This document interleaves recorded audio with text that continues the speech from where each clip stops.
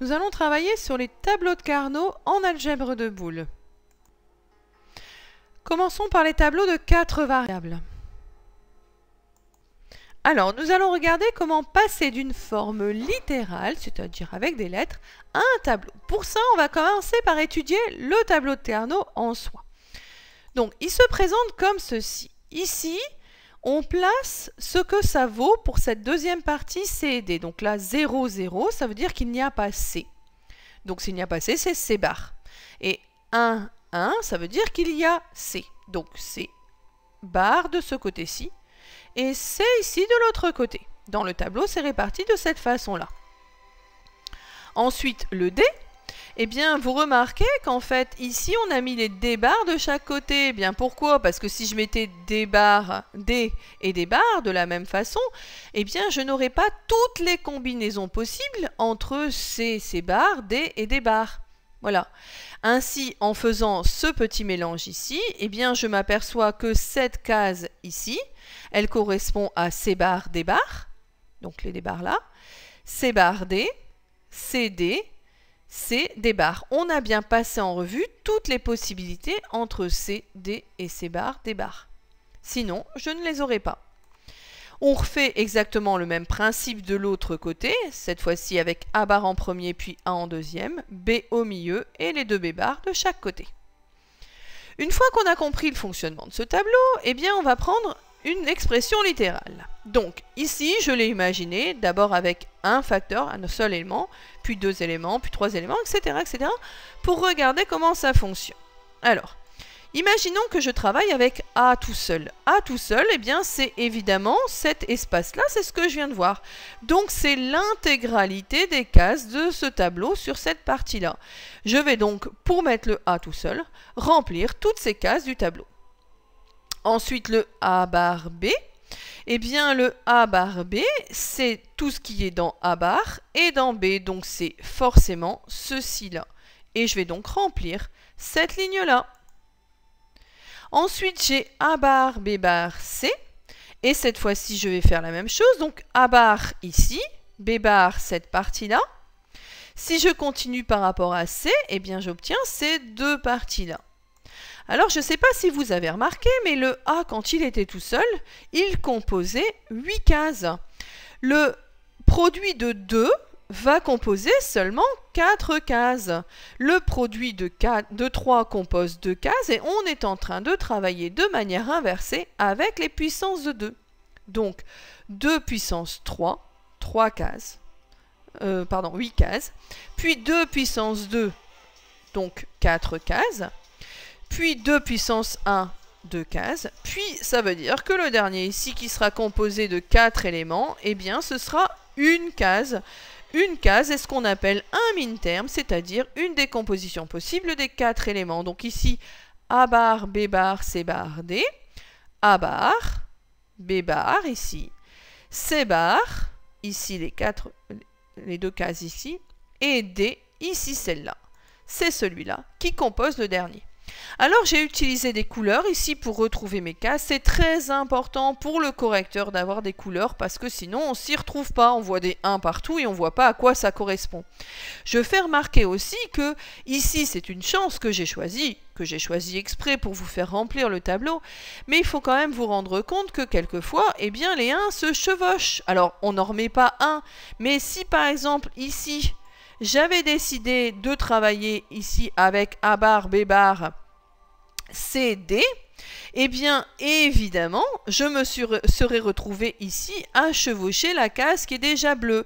Eh bien, voilà, on peut avoir des monomes qui chevauchent d'autres cases et qui font qu'en fait, eh bien, on aurait techniquement, mais on ne le fait pas, plusieurs 1 dans une case, ce chevauchement. C'est dû à quoi ça? C'est dû à la redondance. La redondance, vous le savez, en algèbre de boules, fait qu'on peut répéter un élément plusieurs fois sans que ça change la valeur dans la fonction.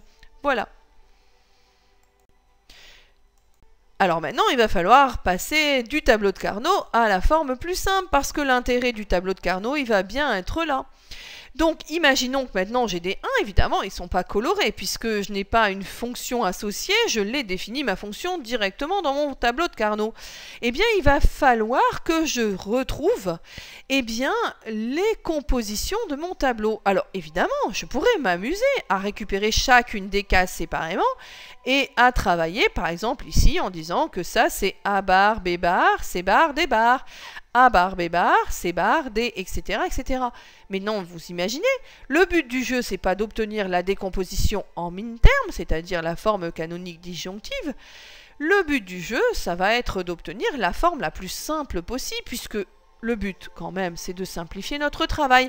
Donc, comment faire pour associer les 1 en plus gros paquets? Parce qu'on a vu que plus les paquets étaient gros, moins il y avait de produits. Alors, on sait que c'est des paquets en puissance de 2. Mais pour ça, on va se servir des symétries de notre tableau. Alors, pourquoi les symétries? Parce qu'en fait, si on regarde bien, ici, le D bar se retrouve là aussi. Et de la même façon, le B bar se retrouve là aussi. Donc, il y a forcément des éléments qui sont côte à côte, qui sont intéressants à retracer, toujours en puissance de 2. Donc, ça peut être 4 éléments, comme on voit ici. Ça peut être 2 éléments, comme on voit là. Ça pourrait être 8 éléments, mais ici, on n'en a pas dans le tableau. Mais on va s'intéresser aussi à ceux qui se retrouvent par symétrie. Alors, je montre ce qui se passe. Imaginons, par exemple, ce gros paquet de 4 sur une même ligne. On a bien une symétrie, il n'y a pas de souci. Eh bien, à quoi va correspondre ce gros paquet de 4? On va regarder ce qui est constant, qui ne change pas. Et donc, là, ça change ici. Donc ça ne m'intéresse pas. Par contre, ce qui m'intéresse, c'est qu'on est de pile poil dans la case du C bar D, ici, qui sont là. Et donc, ce paquet de 4, eh bien, C bar D. Ensuite, on va regarder les autres paquets qu'on peut retrouver ici. Donc, par exemple, un paquet de 2. Mais attention, moi, je vous ai parlé des symétries. Et comme on va chercher à prendre les paquets les plus gros possibles, il va falloir être très vigilant aux symétries. Parce que plus le paquet est gros, en puissance de 2 toujours, plus on obtient quelque chose qui va être petit dans la forme. Donc celui-là, si je regarde bien par symétrie, je le retrouve ici. Conclusion, eh bien je peux les associer et les prendre à 2. Ces deux-là sont situés dans B bar, puisqu'on les retrouve tous les deux en haut et en bas. Je vais donc regarder ce qui est constant sur ce paquet. Qu'est-ce qui est constant? Eh bien, il y a ici C bar, qui ne bouge pas, c'est la même chose pour les deux, et B bar pour les deux. Donc, on est sur un paquet C bar, B bar. On remarque bien que c'est un paquet de 4. Un paquet de 4, un produit de 2. Voilà, on retrouve la même chose que pour le orange, même s'ils n'étaient pas côte à côte. Alors, on va continuer à couvrir les 1, mais vous allez me dire, oh, mais on a 2 fois pris le même 1. Oui, eh bien, ce n'est pas grave. Si on veut que le paquet soit le plus gros possible, eh bien, il ne faut pas hésiter à les reprendre et reprendre des 1 différents à chaque fois pour que ça permette d'obtenir le paquet le plus gros possible. Et on a le droit de les utiliser plusieurs fois parce que la redondance nous permet de dire qu'en fait, eh bien, si on duplique un paquet, eh bien, ça ne gêne pas. Continuons un petit peu sur le vert. Eh bien, ici, le vert, c'est un paquet de 2 que j'ai retrouvé côte à côte. Ce paquet de 2, ici, eh bien, forcément, est un produit de 3 éléments, puisqu'il n'y a plus 4. Quand c'était 4, on avait 2 éléments. Ici, c'est 3 éléments. Comment je les retrouve?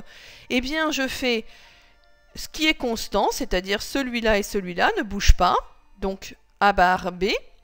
Et puis, ce qui est constant ici, c'est-à-dire le D. Donc, c'est A bar B, D. Et puis, on va essayer de faire la dernière composition. Il nous reste encore des 1 qui n'ont pas été recouverts. Et donc, qui ne font pas encore partie de cette fonction. Donc, on va prendre ce 1-là qui est ici. Mais en se disant, eh bien, attention, avec les symétries du tableau, ce 1-là se retrouve aussi ici de l'autre côté en utilisant la symétrie là. Mais si je regarde bien, ces deux 1 se retrouvent aussi de l'autre côté de mon tableau. Eh bien, il est très important de les considérer tous les 4 ensemble, puisque si je l'avais pris tout seul, eh bien, j'aurais dû prendre tout seul celui du bas ici. Mais là, comme je les ai pris par 4, eh bien, j'ai pu en faire un paquet qui est un produit de 2, à nouveau beaucoup plus intéressant que d'avoir des produits de 4. Alors, l'idée, ça va être quoi? Ça va être de partir de ma forme compliquée de départ, par exemple celle que j'ai donnée tout à l'heure, et arriver à une forme bien plus simple. Alors, si je regarde ici, je suis partie d'une forme qui possédait 15 opérations. Pourquoi 15 opérations? Parce que chaque plus, chaque barre, chaque multiplié qu'on ne voit pas parce que je ne l'aimais pas, concerne une opération. C'est un travail à faire. Donc, 1, 2, 3, 4, 5, 6, 7, 8, 9, 10, 11, 12, 13, 14, 15. J'ai bien 15 opérations sur cette forme de départ et je vais transformer ça en 3 opérations. Je vous montre de suite. Eh bien, d'abord, je m'aperçois que j'ai le gros paquet du bas. Alors, celui-là, je l'avais déjà, hein, c'était le A. Donc, je le renote. Je ne pourrais rien faire de mieux. Mais ensuite, le paquet orange, je peux le prendre en associant le paquet voisin, toujours en recouvrant éventuellement mes 1. Et donc là, j'obtiens un deuxième paquet qui est le B. Et puis un troisième paquet qui est considéré ici sur ces deux derniers, qui est le C. Puis ici, un quatrième paquet qui va me considérer la valeur du D. Voilà, donc évidemment, j'ai recouvert certains 1 bien de nombre de fois, mais grâce à l'idempotence, eh bien, on sait que ça ne change rien pour ma fonction. Et là, j'obtiens 3 opérations qui sont 3 plus, d'une simplicité déconcertante. J'ai bien largement simplifié ma fonction, et évidemment, si on doit construire donc un circuit imprimé qui doit correspondre à ça, eh bien, c'est bien plus simple d'avoir travaillé avec 3 opérations seulement. Allez, on est bien lancé, on va passer sur les tableaux de 5 variables. Alors, toujours passer de la forme littérale au tableau. Cette fois-ci, le tableau se présente un petit peu différemment de tout à l'heure, évidemment, puisqu'il y a 5 variables. Donc, sur le côté ici, on retrouve la même chose. Avec les variables A et B, on connaît. Par contre, de l'autre côté, il faut trouver des combinaisons pour les variables C, D et E, qu'on trouve ici. Évidemment, il faut passer en revue toutes les combinaisons possibles. Donc, on va garder C et C barres comme la moitié du tableau. Logique. Le D et D barres, on va reprendre les extrémités, les 4 du milieu, et puis les 2 des extrémités. Ça, c'est quand même assez logique. Mais il reste la dernière petite variable qui vient d'arriver, le E bar. Et là, il faut être sûr de faire tous les min-termes possibles. Donc, on va mettre un petit E bar au bout, et un petit E. Puis un petit E bar, un E bar. En faisant ça, on est assuré de retrouver ici, dans nos cases, les différentes combinaisons possibles entre C, D et E. Et puis leurs éléments contraires.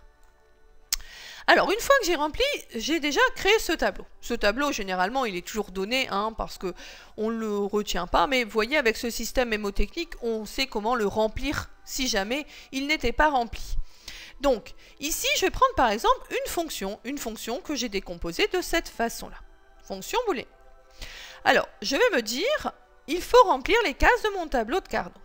Vous voyez, j'ai omis un seul facteur, parce que si j'avais seulement C, par exemple, j'aurais évidemment toutes ces cases-là. Ça remplit déjà beaucoup mon tableau, et du coup, ça m'empêche de vous montrer le restant.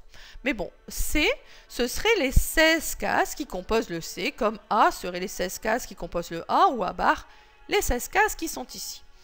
Donc, je vais commencer par exemple par DE bar. DE bar, on va continuer en termes de puissance de 2, donc 16 cases quand on travaillait avec un élément, eh bien ce sera 8 cases quand on travaille avec 2 éléments.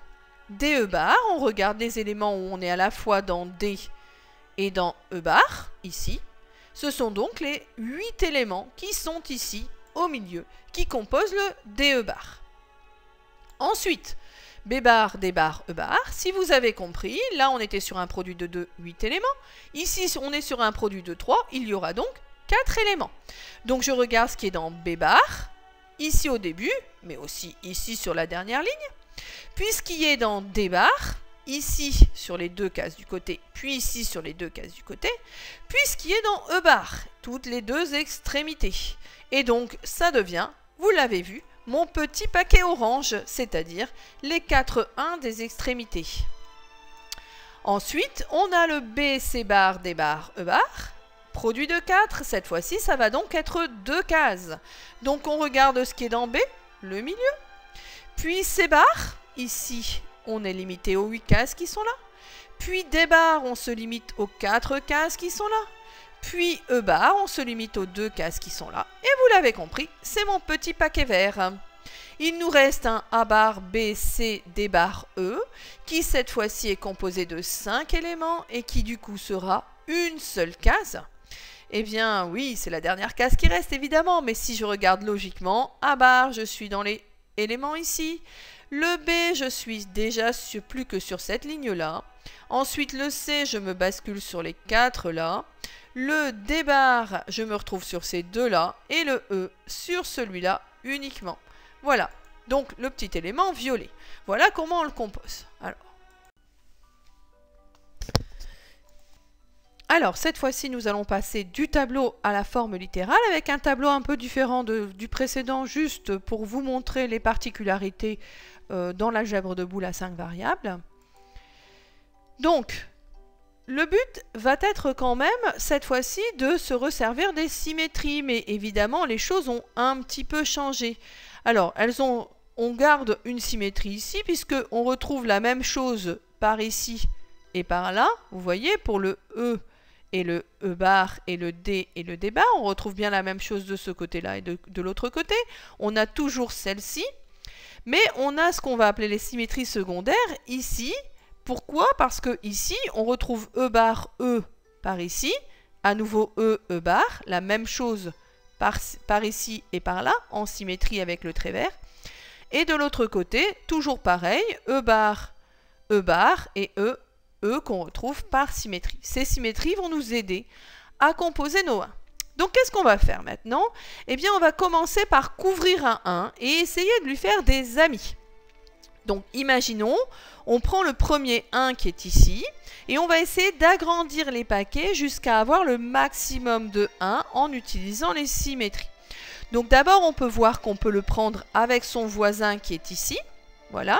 Donc ça donne un grand paquet. Ensuite, si on regarde, il n'y a plus de paquets possibles. Parfois, il y a des paquets de 4, mais là, ce n'est pas le cas. On va regarder par symétrie si on peut retrouver la même chose ici de l'autre côté. Et oui, avec la symétrie sur le trait vert ici, on retrouve les deux ici de l'autre côté de notre système. De la même façon, avec la symétrie sur le trait rouge cette fois-ci, eh bien ces 4-là vont se retrouver ici de l'autre côté. Et donc du coup, on va pouvoir associer tous ces 1-là qui composent en fait la valeur de E bar. Donc on retrouve le E bar ici, le E bar sur 4 ici et le E bar ici. Voilà. Si on regarde ce qui est constant sur ces éléments, eh bien, en fait, on a la même chose E bar, E bar, E bar, et ici la même chose A, donc on est sur un produit de A fois E bar. Produit de 2 variables, A fois E bar, qui donne un paquet de 8 1 possibles. On sait que si on a une seule variable, on a 16 1. Si on a un produit de 2, on a 8 1.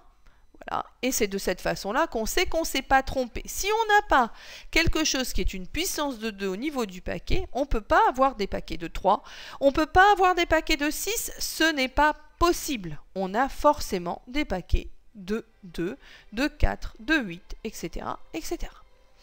Donc on a notre premier élément. Donc on va recommencer ici, on va essayer de couvrir par exemple le 1 qui est là. Donc, je pourrais le prendre avec le suivant, mais on verra ça après. Je vais regarder par symétrie sur le vert, je le retrouve ici de l'autre côté.